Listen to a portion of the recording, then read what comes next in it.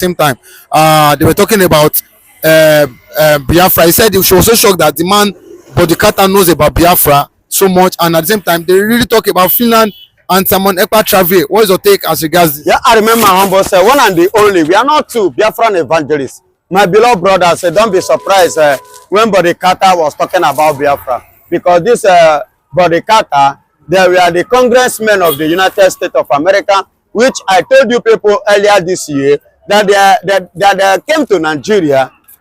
Yeah, they were in Nigeria, in Enugu to be precise. In Enugu to be precise. They are the people, they are called the Zionists, who wrote a letter to UN regarding to what that was going on in the whole Southeast, in which they named the Southeast as a bloody zone in Nigeria. Yeah, bloody zone in Nigeria. That is how they express their feelings in regard to what is going on in the East. So they wrote, and I told you people that January 1st, as Happy New Year, they wrote to UN, wrote to EU regard to this. And these people have been the people, the group that from America that have been superheading, and they are the one that even asked Donald Trump to take some legal actions to against any nation. You understand? Remember, these people have been so supportive. You understand? They have been so supportive. They have been so encouraging. You know, they have been giving us hope and faith, and which I believe that someday, so far so good, one day things will happen positively in favor of the Biafrans and the Simon Ekpa, and at the same time, Mazi Nnamdi Kanu. Regardless of whatsoever process, suffering, whatsoever they are passing through, for now, it is always that, and they themselves are prepared, ready to face it. See, there is something I want to tell you today concerning these two personalities. They are not fighting to make money because they have money. They are not fighting to have a good home because they are already living in a good home. They are not fighting, to wear clothes or to deceive anybody, but they are fighting because of what? Name. They value name because the Bible said that a good name is better than what? Riches. So they prefer name than the money. They prefer name than the wealth that Nigeria want to bribe them with. That's why they chooses their name. Because whenever you mention Biafra, whether they are alive or dead, they will mention them. You see, that name alone is what they value so much than every other thing that comes in their table. You see why they rejected every offer from Nigeria, and they chooses to do what? To face it. And today, the congressmen are waking up, and they are warming up, and they are working with them for the interest of the freedom of these people, and at the same time the freedom of people, indigenous people of Biafra, the IPOB and Biafra as a nation. And this is what other leaders are getting it. All these people do not see it, and that is what Ekpa saw. Mazi Nnamdi Kanu saw it, and that is why the congressmen are coming to make sure that Simon Ekpa, I repeat, Simon Ekpa in Finland, that the Finnish government will not dance in totality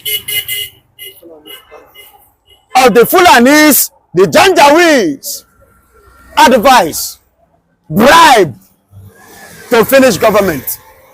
Because you can see Alexander Stubb has forgotten the role that Simon Ekpa played for him to become the president of Finnish government today. He has forgotten because he was given a well of crude oil and he's sucking it. But there is something I want to drop as a message. It is better that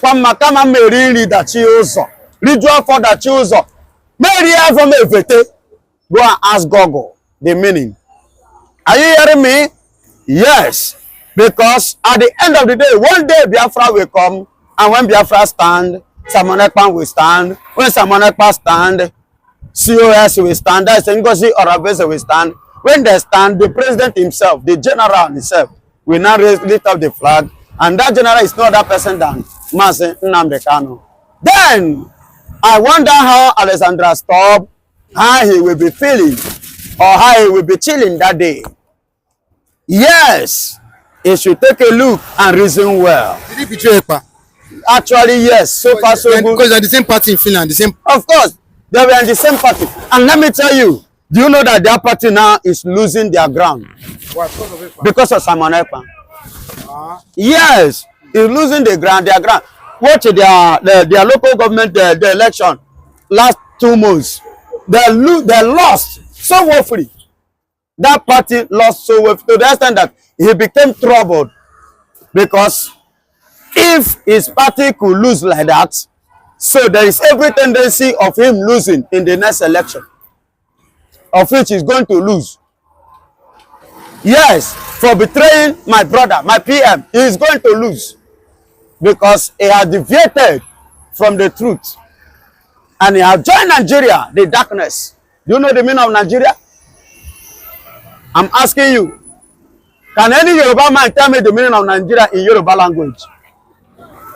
Can any Hausa or Fulani tell me the meaning of Nigeria in Fulani or Hausa language?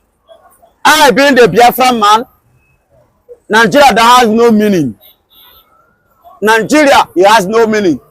So it is called total darkness. Is darkness a name? I am waiting to see a white man, because they are the one that answer so many series of names. So I am waiting to see a white man that will answer darkness. I have not seen anyone. Darkness is a rejected something, but they are giving it to Nigeria, and Nigeria welcome it. So that Nigeria, the Finlandese and co, these are the people that the British consulted, and they agree Igbo man was not among. So let them run their games, but glory be to God. At the end of the day, when we shall stand to sing glory, glory to God, we will stand gidigbam on aka anyaka. Okay, but there was a report that Trump, wants to sanction Nigeria, ban Nigeria visa because of what the massive corruption and the lack of database, killings of innocent Southeasterners and Donald Christians. Trump, in his first term of 2019, he warned the former president of Nigeria, Muhammadu Buhari, he should stop the killings in Nigeria, the Christians. He gave serious warning, which I believe he wanted to even act before they now politically they gang up and conspire against him and remove him from office. Glory be to God that he's back now. He have serious sanction. If Donald Trump can sanction China, sanction UK and France, don't you see the way they are crying, they are grumbling all over the world? Who is Nigeria? Gini ka Nigeria achi? Ochitakwara na aja. And moreover, for your information, there is a case already that is going on. No be me talking now. So FBI say so, CIA say so, DEA say so. The drug issue that happens regard to our current president in the 90s. So, and let me tell you, they are saying them as criminals. Trump doesn't like him. And let me tell you, Trump doesn't send anybody. See, very soon, you will be hearing bang bang, ta ta ta ta ta ta ta, bang bang in Nigeria. Ogana poto ya. Ona piando ga piotare. Anyi nwanrokwa n'ebe ano na emege na agbokuso. Ogbasakwara na anyi. Ntị ka ga-eji na anụ ya. Ana otu aka Chukwu okike abịa ma gosi na nọrọ anyị ọgụ. Anyị na-aga ije awere, siriri werere gabụ nke anyị. Are you hearing me? So it is. Very soon, Trump was just like, handling some issues pertaining to the Middle East matters and other matters on the table. By the time, he finishes, he will look into the system of Nigeria, then he will trash Nigeria and put Nigeria where they actually belongs to. Dr. Ngozi Orabueze, Deputy Prime Minister of the United States of Biafra, USB storm Finland, with USB cabinet in solidarity to support and defend Biafra Prime Minister Simon Ekpa, who is currently facing legal trial in Finnish court. She also announced a court-related Zoom meeting to discuss updates on the lawsuit between USB and the Federal Republic of Nigeria, set for June 14, 2025 at 7 p.m. Biafra time.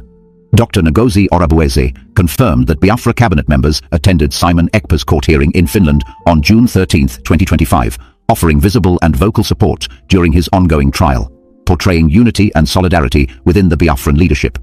Simon Ekpa's case in Finland is centered on terrorism-related charges filed by the Nigerian government, and according to Dr. Ngozi Orabueze, Simon Ekpa was fully prepared and well represented in court during the session. 3 individuals believed to be former members of the indigenous people of Biafra, IPOB, were identified as witnesses who testified against Simon Ekpa in Finland, causing widespread feelings of betrayal within the Biafran movement. Simon Ekpa released a statement warning his supporters to act wisely, saying sometimes one has to pretend to be a fool in order to expose traitors within, and urging strategic patience in confronting internal enemies. Accusations were made against some IPOB Directorate of State, DOS members, who reportedly went to Finland to act as prosecution witnesses on behalf of the Nigerian government, fueling intense backlash and public condemnation from Biafra supporters. Biafra Deputy Prime Minister Dr. Ngozi Orabueze reacted strongly, calling these actions a betrayal of the freedom movement, and reiterated that self-determination is a right that cannot be undermined by collaborators with the Nigerian state. Meanwhile, the court case of Nnamdi Kanu in Nigeria has been adjourned to June 16, 18 and 19, 2025, with hopes that the legal process will be concluded soon and he will regain his freedom after prolonged detention and legal struggles. However, public discourse has emerged among Finnish citizens and Biafran supporters online, where some Finnish individuals expressed sympathy for the Biafran cause and criticized the Finnish government for allegedly cooperating with Nigeria government under NATO and EU influence. Meanwhile, some critics have accused Nigerian state actors, including Governor Charles Soludo of Anambra State and his security teams, of orchestrating violence and insecurity in Igbo regions, allegedly targeting Biafrans, adding another layer of tension to the political and legal battles. In the quiet but determined corridors of justice in Helsinki, the capital city of Finland, something unprecedented and politically powerful took place on June 13, 2025. The event did not just involve legal arguments, court deliberations, or evidence submission. It became a symbolic occasion, a turning point, and a loud statement. In a manner that deeply resonated with the Biafran people and freedom lovers around the world, the Deputy Prime Minister of the United States of Biafra, Dr. Ngozi Orabueze, led a formidable delegation of Biafran leaders, collectively known as the Cabinet of the United States of Biafra, into the Finnish courtroom. They did not come quietly. They came with purpose, with presence, with protest, and above all, with love and loyalty for one man, Prime Minister Simon Ekpa. Simon Ekpa, a name now etched in modern Biafran resistance history, sat in the dock, facing grave accusations. The charges against him were built around terrorism, incitement, and alleged connections to unrest in southeastern Nigeria. The Nigerian government, operating from far away across the continent, had extended its long legal arm into Europe, attempting to use Finnish courts to silence or cripple a leading voice of Biafran independence. But on that day, Simon Ekpa was not alone. His courtroom was not an isolated box of legality. It became a space of politics, of history, and of moral judgment. And at the heart of that transformation was the unshakable solidarity shown by Dr. Ngozi Orabueze and the Cabinet of the United States of Biafra. Let us begin by describing what it meant for Dr. Ngozi Orabueze to arrive in Helsinki. Her appearance was not just physical, it was deeply emotional and spiritual for many Biafrans watching from across the world. Dressed in traditional Biafran colors with the dignity of her office clear in every step she took, Dr. Ngozi Orabueze reminded everyone, judges, lawyers, witnesses, and even silent observers, that the man in the dock was not a criminal, but a political figure fighting for freedom. Her presence was not just diplomatic, it was revolutionary. She came to Finland not to argue legal points herself, but to stand as a pillar, as a mother of a movement, and as a mirror to the world showing what unwavering support looks like. She was not alone.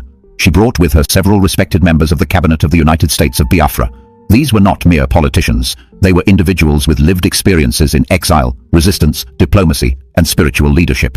Their collective presence in Finland sent a loud message to those who wanted to isolate Simon Ekpa. This is not a man abandoned, this is a man upheld. These were not silent guests. Throughout the courtroom sessions, they offered verbal encouragements, prayed quietly under their breath, and held placards outside the court building, reminding passers-by that the issue at hand was not one of crime, but of national self-determination. One could hear the chants outside the courthouse: "Biafra must live! Justice for Simon! Freedom is a right, not a crime!" The Finnish authorities, known for their calm and systematic approach to legal matters, were visibly surprised by the sheer emotional energy surrounding what they may have expected to be a procedural matter. But that day, the courtroom did not belong to procedures alone. It belonged to history. Dr. Ngozi Orabweze did not merely attend, she took the moment to connect with supporters globally. In a post-court announcement, she declared that a special virtual meeting would be held on June 14, 2025 at 7:00 p.m. Biafra time. The purpose of this meeting was to update Biafran citizens on the progress of both Simon Ekpa's case and the ongoing legal dispute between the United States of Biafra and the Federal Republic of Nigeria. This legal action, which many see as a form of political counterattack, aims to expose what Biafran leaders claim are consistent human rights violations, state-sponsored violence, and genocidal actions by the Nigerian government against the Igbo population. The announcement of this online meeting was not just about information, it was about connection. In her calm yet firm voice, Dr. Ngozi Orabweze called upon Biafrans worldwide to remain patient, strategic, and united. She urged them not to fall into traps of infighting, not to become weary in waiting, and not to allow internal sabotage to derail the movement. It was during this same time that a new and painful revelation came to light. 3 individuals, allegedly former members of the indigenous people of Biafra, appeared as witnesses in the Finnish court. These were not just ordinary witnesses. They were considered by some within the movement to be traitors. Their testimonies supported the prosecution. They aligned with the narrative crafted by Nigerian state lawyers who were desperate to brand Simon Ekpa as a dangerous man rather than a political leader. For Biafrans watching from around the world, this was one of the most painful blows. Betrayal is never easy to stomach. But betrayal by insiders, by those who once marched beside you, who once sang freedom songs with you, who once wore the same flag across their chest, can break a nation's spirit. Or it can galvanize it. Simon Ekpa, known for his fiery speeches but calm strategic mind, responded not with insults, but with wisdom. In a written statement released shortly after the courtroom betrayal, he urged his supporters to act with patience and not emotion. He said, "Sometimes, to catch a traitor, you must pretend to be a fool." The meaning behind this cryptic but powerful sentence was clear. The movement must not react blindly. It must observe, identify, and cleanse itself of internal saboteurs without turning on itself. It was a message that combined the grace of a leader with the cunning of a strategist. The reaction from within the Directorate of State, the administrative wing of the indigenous people of Biafra, was mixed. But among grassroots Biafrans, the backlash was fierce. Online platforms were flooded with condemnation of those who traveled to Finland to testify against Simon Ekpa. Voices rose sharply against those perceived to be colluding with the Nigerian government. Names were called out, photos circulated, and amid all the anger, a deeper sense of sorrow spread. Many Biafrans had trusted these individuals. Now the trust had turned into ash. Dr. Ngozi Orabweze was quick to address the situation. In an emotionally charged speech delivered to Biafran diaspora leaders, she said, "To betray your people is to betray your soul. To stand with the Nigerian state against your brother is to reject your history, your pain, your heritage, and your future. We will remember who stood where when the storm came." Her words resonated deeply, not because they were dramatic, but because they were honest. While all this was happening in Finland, another court case that has shaped the Biafran struggle for over a decade continued in Nigeria. Nnamdi Kanu, the founder of the indigenous people of Biafra, was once again brought to court. His case, now familiar to most observers, revolves around issues of secession, unlawful arrest, and national security. The Nigerian judiciary announced that his hearing would continue on June 16th, 18th, and 19th of the same year. Hopes remain high among his supporters that this chapter will finally close, and he will be allowed to regain his freedom. However, years of delay, legal maneuvers, and alleged political interference have left many cautious. But the situation is no longer just about Simon Ekpa in Finland or Nnamdi Kanu in Nigeria. It is about a growing political awakening, a reawakening of an old dream called Biafra, now being reshaped by new leaders and modern tactics. As Dr. Ngozi Orabweze pointed out in one of her speeches, Biafra is not a memory. It is not a dream. It is a current, a wind, a living reality, and every day it grows stronger. Interestingly, while the Finnish courtroom focused on legal arguments, a separate conversation emerged among the citizens of Finland. On Finnish social media platforms and community forums, some individuals began asking questions about why their government was allowing such a politically charged trial to take place. Some questioned the influence of the North Atlantic Treaty Organization and the European Union on Finland's legal actions. Was Finland, in its efforts to align with global Western policies, allowing Nigeria's political goals to shape its judicial decisions? Some Finnish voices openly sympathized with the Biafran cause. They drew parallels between Biafra and other freedom struggles in Europe and the Middle East. They criticized the Finnish government's silence on human rights violations in Nigeria, and some even suggested that the trial was more about diplomatic appeasement than justice. The tension extended beyond the courtroom and into the political fields of Nigeria. Among those accused of actively suppressing the Biafran movement is the current governor of Anambra State, Charles Soludo. According to multiple reports circulating among Biafran activists, Governor Charles Soludo and his security teams have been involved in targeted crackdowns on pro-Biafran communities. These actions, they claim, include arbitrary arrests, nighttime raids, and the alleged orchestration of violence intended to create fear and reduce public support for the movement.